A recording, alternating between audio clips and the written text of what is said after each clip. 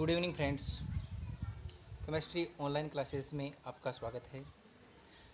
अब तक हमने पॉलीमर के बारे में काफ़ी कुछ पढ़ लिया है। आज हम पढ़ने वाले हैं रबर। रबर वेल नोन चीज़ है, सभी इसके बारे में अच्छी तरह से जानते हैं। रबर क्या होता है? सीधी सी बात है, खींच कर छोड़ा जाए तो वापस उसी अवस्था में आ जाता है पदार्थ रबर कहलाता है। ऐसा ही हम पहले पढ़ चुके हैं, लेकिन हम यहाँ रबर पढ़ेंगे। रबर पेड़ों से प्राप्त किया जाता है, जो पेड़ भारत में भी है, विदेशों में भी है। रबर कौन से पेड़ से प्राप्त किया जाता है?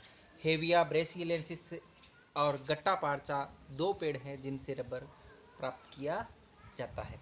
रबर क्या होता है? ठीक है, रबर है वो प्राकृतिक एवं संश्लेषित दोनों प्रकार का होता है। प्राकृतिक प्रकृति में भी पाया जाता है एवं संश्लेषित इसे बनाया भी जा सकता है। इसे बनाया भी जा सकता है। अब जो रबर होता है, प्राकृतिक रबर, हम पहले उसकी बात करेंगे। किसकी बात करेंगे? प्राकृतिक रबर की। प्राकृतिक रबर भी एक क्या है? बहुलक है। क्या है? एक बहुलक है। ये जो है वो पेड़ों से प्राप्त किया जाता है। किससे प्राप्त किया जाता है? पेड़ों से। कौन से पेड़ हैं? कौन सा वृक्ष है? हेविया,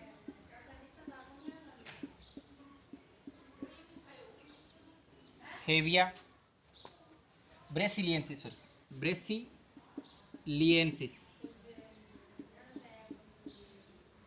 एवं कौन सा है? गट्टा पार्चा। दो पेड़ हैं। प्राकृतिक रबर है वो पेड़ों से प्राप्त किया जाता है। कौन कौन से पेड़ हैं? हेविया ब्रेसिलियंसिस एवं गट्टा पार्चा। जैसे अपन आक के बारे में वेल नोन अच्छी तरह से जानते हैं कि आक को जब तोड़ा जाता है तो इसमें लेटेक्स यानी शीर निकलता है। क्या निकलता है? शीर। वाइट कलर का डिस्चार्ज होता है, इसे शीर के नाम से जाना जाता है। तो उसी प्रकार के जो गट्टा पार्चा और हेविया ब्रेसिलियंसिस है, इनसे भी जो रबर प्राप्त करने की विधि है, इन्हें क्या किया जाता है? कट लगा दिया जाता है। रबर प्राप्त कैसे किया जाता है?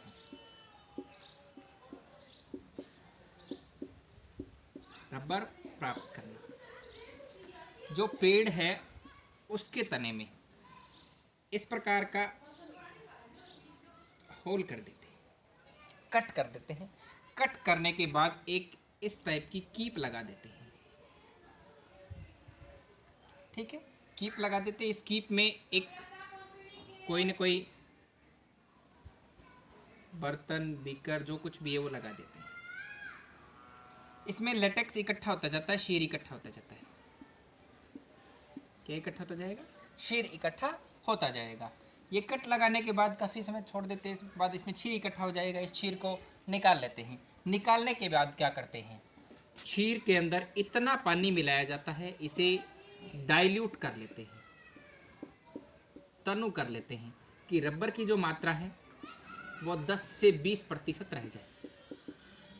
कितनी रह जाए? 10 से 20%। इसे डाइल्यूट कर लेते हैं, घोल लेते हैं। फिर इसमें क्या मिलाते हैं? एसिटिक एसिड मिलाते हैं। जब इसमें एसिटिक एसिड मिलाया जाता है तो रबर के जो कण हैं वो स्कंदित हो जाते हैं। रबर के कण क्या हो जाते हैं? स्कंदित हो जाते हैं, जिन्हें इकट्ठा कर लेते हैं। क्या कर लेंगे? जिन्हें इकट्ठा। ये इकट्ठा करते हैं तो इसे रबर क्रेप के नाम से जाना जाता है। किसके नाम से जानते हैं? रबर क्रेप के नाम से। ये जो रबर क्रेप है इसमें इतनी ज़्यादा प्रत्यास्थता नहीं होती। ये अधिक ताप पर तो पिघल जाता है और कम ताप पर भंगुर प्रकृति का हो जाता है। इसकी इलास्टिसिटी इतनी अधिक नहीं होती। इसकी जल अवशोषण क्षमता बहुत अधिक होती है। ये जो अध्रुवीय विलायक हैं उनमें विलय हो जाता है। किनमें? अध्रुवीय विलायक में अच्छी तरह से विलय हो जाता है। अध्रुवीय विलायक कौन कौन से होते हैं? आप अच्छी तरह से जानते हैं। CCl4, क्लोरोफॉर्म, ईथर,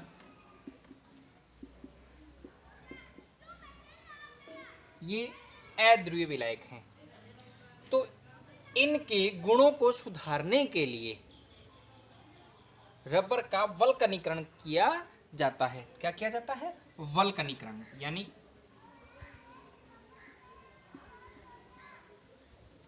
रबर के गुणों को सुधारने के लिए जो प्रोसेस अपनाया जाता है उसे वल्कनीकरण कहते हैं।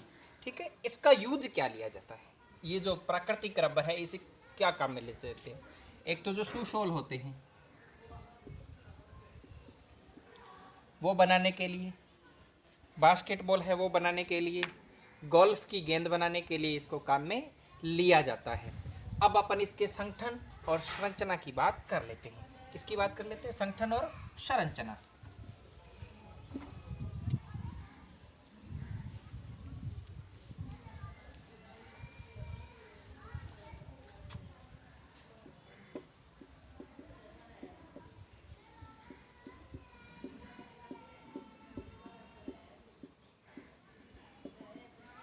प्राकृतिक रबर होता है वो आइसोप्रीन का बहुलक होता है।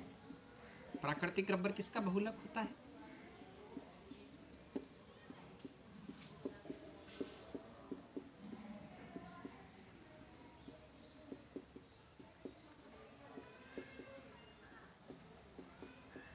आइसोप्रीन होता क्या है?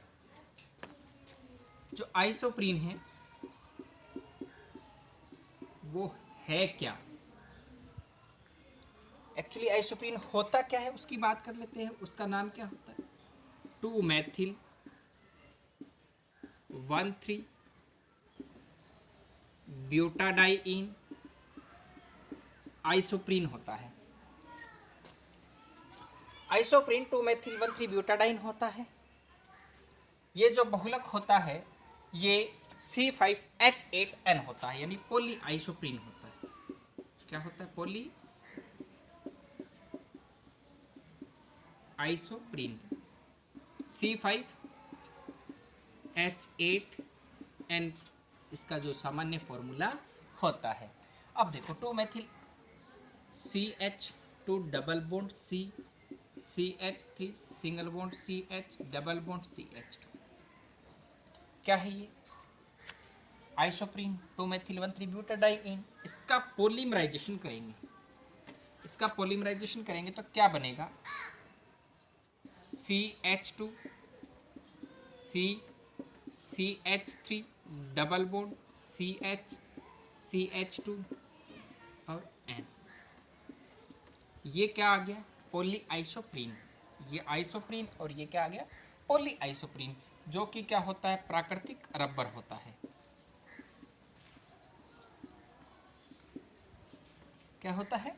प्राकृतिक रबर होता है।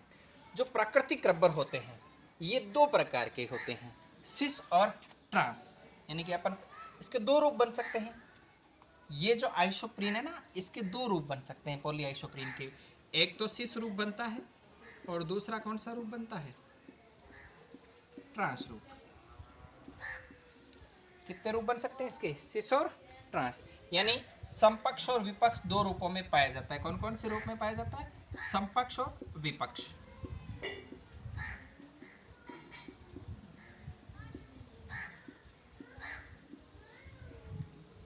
समपक्ष और विपक्ष 2 रूपों में पाया जाता है। जो प्राकृतिक बहुलक होता है, यानी जो प्राकृतिक रबर होता है वो समपक्ष है। कौन सा है? समपक्ष। और जो गट्टा पार्चा के द्वारा प्राप्त किया जाता है वो कौन सा होता है? वो होता है विपक्ष। कौन सा होता है? विपक्ष। हम समपक्ष और विपक्ष दोनों की संरचना को देख लेते हैं, कौन कौन सी इनकी संरचनाएं बनती है। एक समपक्ष बनती है, दूसरी विपक्ष बनती है। तो समपक्ष संरचना, समपक्ष में क्या है? देखो CH2 सिंगल बॉन्ड CH3, इसे इस प्रकार भी लिख सकते हैं CH2 यहाँ पर आ गया H, फिर CH3 डबल बॉन्ड CH2 यहाँ आ गया H, फिर आगे कंटिन्यू यूं ही चलता रहेगा।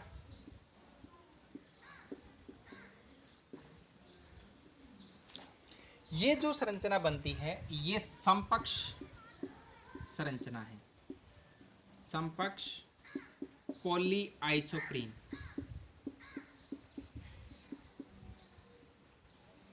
जो कि प्राकृतिक रबर के नाम से जानी जाती है। किसके नाम से जानती है? प्राकृतिक रबर के नाम से जानी जाती है। दूसरी बनती है विपक्ष। विपक्ष में देखो क्या बनता है, CH2 single bond CH3 double bond CH2 यानी ये एक दूसरे के क्या आ गए, विपरीत साइड में आ गए ना, क्रॉस में। फिर CH2 H, फिर आगे CH3 डबल बॉन्ड CH, और यहाँ पर क्या आ गया CH2। ये कौन सा बना है? विपक्ष। कौन सा बना है? विपक्ष, पॉलीआइसोप्रीन।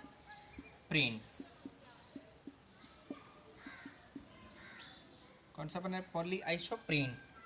ये किससे प्राप्त किया जाता है? गट्टा पार्चा द्वारा प्राप्त किया जाता है। किसके द्वारा प्राप्त किया जाता है?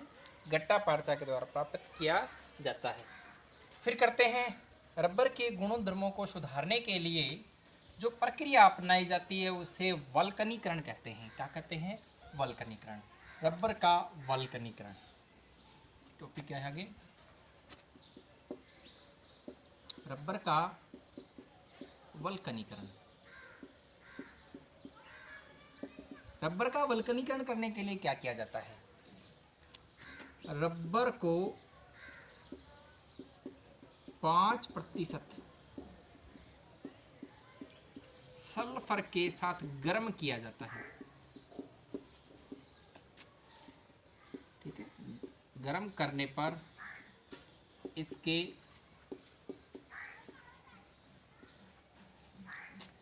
डबल बॉन्ड टूटकर सल्फर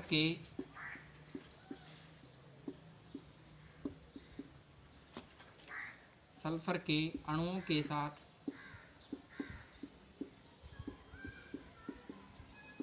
त्रियक आबंध बना लेते हैं। त्रियक आबंध बनाने की प्रक्रिया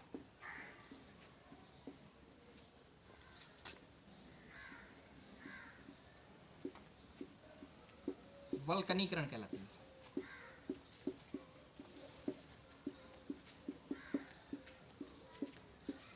सबसे पहले रबर का वल्कनीकरण चार्ल्स गुडियर ने किया था। किसने किया था सबसे पहले?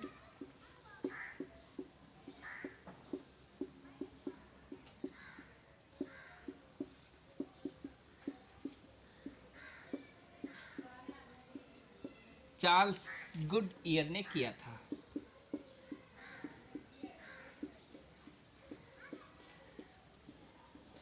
और इसने बाद में पेटेंट करवा लिया था। इसीलिए जो टायर आते हैं उनके ऊपर लगभग गुडियर की मोहर आती है। ठीक है, पेटेंट करवाने के कारण इसकी मोहर आती है। इसने क्या किया था? रबर को बनाया था, बनाने के बाद वल्कनीकरण की प्रोसेस किया था, और प्रोसेस करने पर कि वल्कनीकरण की प्रोसेस किया और बाद में इसका पेटेंट करवा लिया। इसी समय थॉमस हेकहॉक ने भी रबर का वल्कनीकरण किया था। तो ये एक्सपेरिमेंट है, वो पेटेंट किसके नाम से हुआ? गुडियर के नाम से पेटेंट हुआ। तो देखो, जो प्राकृतिक रबर है उसके अंदर ये स्थिति होती है, CH2 single bond CH3 double bond CH2। ये N प्रोसेस है। इसको सल्फर के साथ ट्रीट करते हैं तो क्या बनेगा? मॉलिक्यूल्स हैं उनके बीच बीच में सल्फर की बॉन्डिंग आ जाती है। CH2 CH3 single bond CH2। आगे से आगे संरचना चल रही है। ये बॉन्ड किसके साथ बन जाएगा? सल्फर के साथ। किसके साथ बॉन्ड बन जाएगा? सल्फर के साथ बॉन्ड बन जाएगा। यहाँ पर ये बॉन्ड बन रहा है, यहाँ पर किसके साथ बॉन्ड बन रहा है, सल्फर के साथ, ये वाला। फिर आगे ये संरचना इधर चल रही है, CH2CCH3 single bond CH single bond CH2, फिर आगे यही प्रोसेस लगातार चलता रहता है। तो ये जो सल्फर के मॉलिक्यूल बीच बीच में आ जाते हैं बॉन्ड के रूप में, ब्रीजिंग लिगेंड, ब्रीजिंग के रूप में आ जाते हैं, जो कि इसकी प्रत्यास्थता को बढ़ा देते हैं, इसकी क्षमता को बढ़ा देते हैं। तो फिर हम, ये है रबर का वल्कनीकरण। इंपॉर्टेंट टॉपिक है, ढंग से पढ़ लेना, साथ साथ लिख भी लो।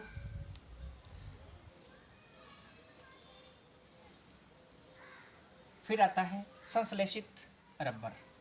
संश्लेषित रबर कौन कौन से हैं? ये तो प्राकृतिक रबर की बात आ गई, अब कौन से आते हैं संश्लेषित। अब देखो संश्लेषित रबर में कौन कौन से हैं, ब्यूना एस है, ब्यूना एन है, पॉली 1,3 ब्यूटाडाइन है, नियोप्रीन है, पॉलीआइसोब्यूटाइलिन है, ABS है। ब्यूना एस में कौन कौन से काम में लिए जाते हैं, आपको पहले भी बता चुका हूँ। 1 लाख कौन कौन से काम में लिए जाते हैं, स्टायरीन प्लस में 1,3 ब्यूटाडाइन, ये दोनों मिलकर बनते हैं। स्टायरीन को S से लिखते हैं, 1,3 ब्यूटाडाइन है, इसे B से लिखा जाएगा, 1,3 को छोड़ दो तो क्या लिखा जाएगा, इसको SBr रबर भी कह सकते हैं। कौन सा रबर कह सकते हैं, SBr रबर कह सकते हैं। ब्यूना एन के अंदर एक्रिलो नाइट्राइल,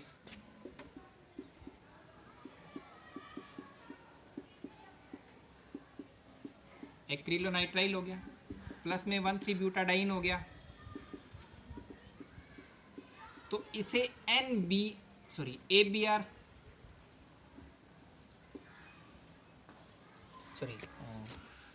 NBR रबर क्या कहते हैं, इसे NBR रबर कहते हैं। कौन सा रबर कहते हैं, NBR। एक्रिलोनाइट्राइल यानी नाइट्राइल प्लस में 1,3 ब्यूटाडाइन है, तो NBR रबर के नाम से जाना जाता है, क्योंकि इसमें नाइट्राइल के आधार पर इसे NBR बनाया गया। पॉली 1,3 ब्यूटाडाइन है, तो इसे किसके द्वारा दर्शा सकते हैं, पॉली 1,3 ब्यूटाडाइन को इसी प्रकार लिख सकते हैं, नियोप्रीन, या इसे क्या लिख सकते हैं, क्लोरोप्रीन। नियोप्रीन या क्लोरोप्रीन के नाम से इसे जाना जाता है, नियोप्रीन या क्लोरोप्रीन। ठीक है। पॉलीआइसोब्यूटाइलिन PIB के नाम से जान सकते हैं, P for poly, I for iso, B for butylene. ABS rubber, acrylonitrile butadiene plus में स्टायरीन, तीनों को मिक्स करके रबर बनाया जाता है। इन सभी को देख लेते हैं विस्तृत रूप से। ब्यूना एस, सबसे पहले किसके बारे में, ब्यूना एस के बारे में। ब्यूना एस वैसे सारी समीकरण यानी एग्जाम्पल्स पहले लिख चुके हैं, कैसे कैसे इन्हें बनाया जाता है। ब्यूना एस बनाने के लिए आपको पहले ही बता चुका हूँ, CH2 double bond CH C6H5 plus में CH2 double bond CH single bond CH single double bond CH2, इनका पॉलीमराइजेशन करेंगे तो क्या बनेगा, CH2 single bond CH C6H5 single bond CH2 single bond CH double bond CH single bond CH2N, ये क्या बन गया, ब्यूना एस बन गया। क्या बन गया, ब्यूना एस। ये ब्यूना एस है, इसके कुछ यूजेज हैं। क्या यूज़ हैं, टायर उद्योग में टायर बनाने के लिए या इसका जूता बनाने के रूप में काम में लिया जाता है। ठीक है। फिर आता है B, buna N. Buna N में CH2 डबल बॉन्ड CH क्या जुड़ता है, CN।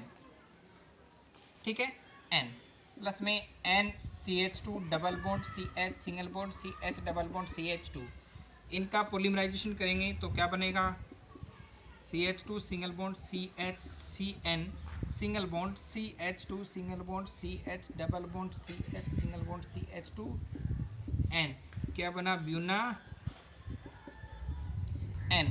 क्या बना है, ब्यूना N। ब्यूना N है वो क्या काम में लिया जाता है, इस रबर को ओजोन अपक्षय तेलों के प्रति प्रतिरोधक क्षमता होने के कारण ऑयल सील बनाने के काम में लिया जाता है। लो फ्लेम वाला होता है तो ऑयल सील वगैरह बनाने के काम में लिया जाता है। फिर पॉली 1,3 ब्यूटाडाइन,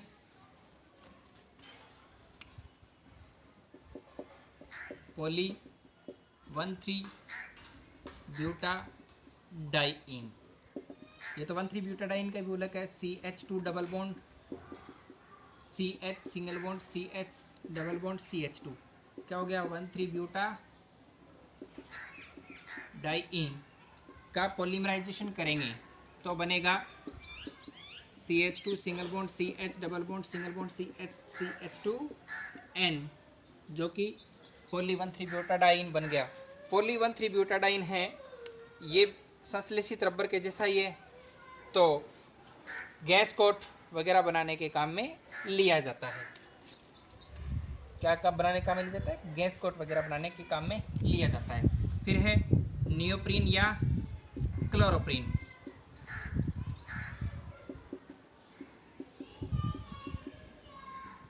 नियोप्रीन या क्लोरोप्रीन में देखो क्या काम में लेते हैं, CH2 double bond CHCl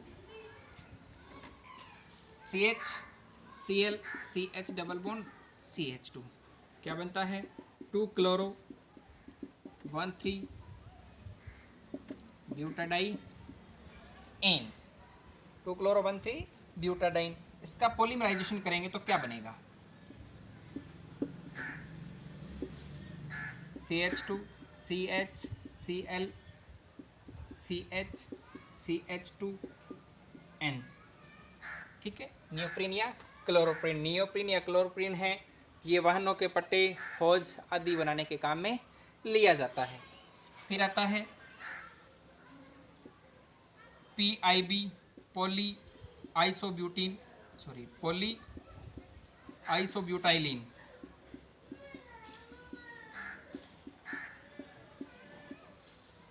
poly आइसोब्यूटाइलिन का एक लग देखो कौन सा होता है, CH2 डबल बॉन्ड CCH3CH3, ये इसका पॉली आइसोब्यूटाइलिन है, यानी सॉरी आइसोब्यूटाइलिन है। आइसोब्यूटाइलिन से अपन बहुलकीकरण करेंगे तो क्या बनेगा,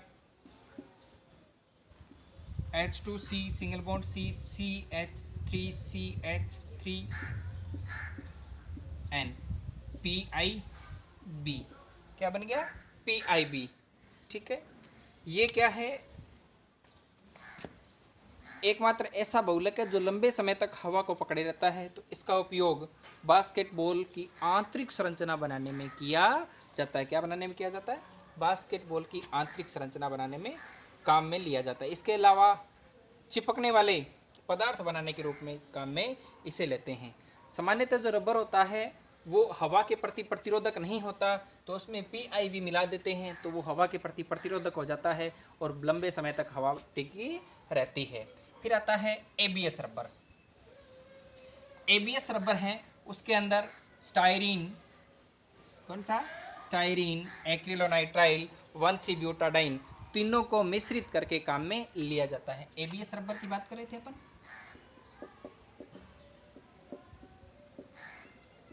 ABS रबर में स्टायरीन, एक्रिलोनाइट्राइल और 1,3 ब्यूटाडाइन, तीनों को मिश्रित करते हैं तो ABS रबर बनता है। इसमें एक्रिलोनाइट्राइल है वो 30% काम में लिया जाता है। कितने काम में लिया जाता है, 30%। 1,3 ब्यूटाडाइन है वो 20% काम में लिया जाता है। कितना काम में लिया जाता है, 20%। बाकी बच गया 50%, वो क्या काम में लिया जाता है, स्टायरीन। तो ये विशेष अनुपात के रूप में काम में लेकर इन्हें बनाया जाता है। नेक्स्ट टॉपिक है औद्योगिक महत्व के कुछ पॉलीमर, जो नेक्स्ट क्लास में करेंगे। Thank you for watching.